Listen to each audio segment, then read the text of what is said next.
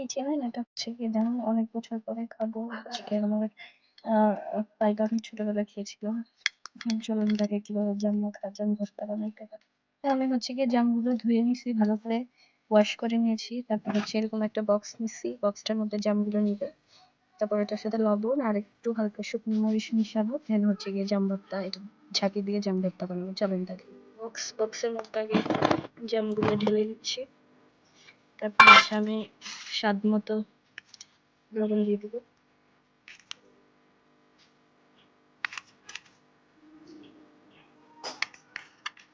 স্বাদ মতো লবণ দিয়ে দিলাম। তারপর হচ্ছে একটু অল্প করে একটু গুঁড়া মরিচ, একটু অল্প করে আপনারা যে যেরকম ঝাল দিতে চান এই অনুসারে একটু গোলমরিচ। এটা শেষ। সরি, গোলমরিচ না, লাল মরিচ। হচ্ছে ঢাকনাটা লাগাই দিব। ঢাকনাটা লাগিয়ে এটাকে ঝাঁকে দিব। জোরে জোরে ঝাঁকে দিব। এগুলোকে আমি ঢাকনা থেকে একটু বাড়ি দিয়েছিলাম, কিন্তু জামগুলো বেশি পাকে নাই, বেশি নরম হয় নাই, তো একটু শক্ত, তাই ঝাঁকিতে কাজু চালতে হাত দিয়ে একটু টিপে টিপে এটাকে ফেটে নিচ্ছি।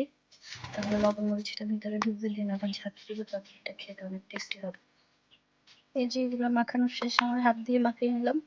আর একটু হচ্ছে গিয়ে আমি বাড়ি দিব, ঢাকনা লাগিয়ে ঝাঁকি দিব, এটা হয়ে যাবে। আপনারা কে কে কে এভাবে জাম মাখা খেয়েছেন আমাকে কমেন্ট করে জানাবেন। এ হচ্ছে কি আমার জাম মাখার ফাইনাল রেজাল্ট। দেখুন, ওয়াও, এটা দেখতেই এত লোভনীয় লাগতেছে। খেতে জানি কি টেস্টি হয়েছে। একটু টেস্ট করে দেখি।